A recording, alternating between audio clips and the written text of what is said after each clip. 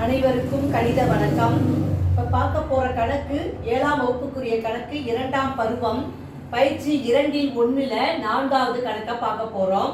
ஒரு வட்ட கிணற்றின் விட்டம் 4.2 மீட்டர் எனில் அதன் சுற்றளவை காண்க அப்படின்னு சொல்லி கணக்கு கொடுக்கப்பட்டிருக்கு. அளவு வந்து என்ன அளவு கொடுத்துருக்காங்கன்னா டயாமீட்டர், அதாவது விட்டம்ங்கிற அளவு கொடுத்துருக்காங்க. அதை வச்சு நம்ம என்ன பண்ண போகிறோம், சுற்றளவு கண்டுபிடிக்க போகிறோம். இப்போ ஃபார்முலா என்ன அப்படின்னா, வட்டத்தின் சுற்றளவு இந்த இடத்துல இந்த கணக்கை பொறுத்த வரைக்கும் C is equal to pi into d அப்படிங்கிற ஒரு ஃபார்முலாவை பயன்படுத்தி தான் இந்த கணக்கை நம்ம செய்ய போகிறோம். பையினுடைய மதிப்பு 22/7. அப்போ பார்த்தீங்கன்னா வட்டல் கிணற்றின் விட்டம் கொடுத்துருக்காங்க. அது என்ன அளவுகள் கொடுக்கப்பட்டிருக்கு, 4.2 மீட்டர். இப்போ நம்ம என்ன செய்ய போகிறோம், இந்த ஃபார்முலாவில் விட்டத்தினுடைய அளவை போட்டு பயன்படுத்தி நம்ம விடையை கண்டுபிடிக்க போறோம்.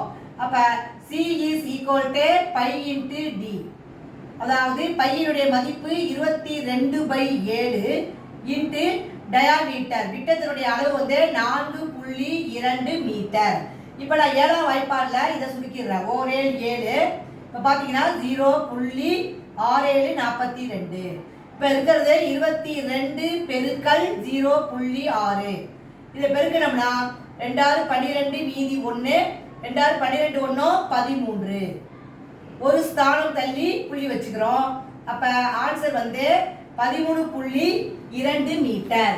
therefore வட்ட கிணற்றின் சுற்றளவு is equal to 13.2 metre. C is equal to pi into d அப்படிங்கிற ஃபார்முலா பயன்படுத்தி இந்த கணக்குரிய விடையை நம்ம கண்டுபிடிச்சுக்கிறோம்.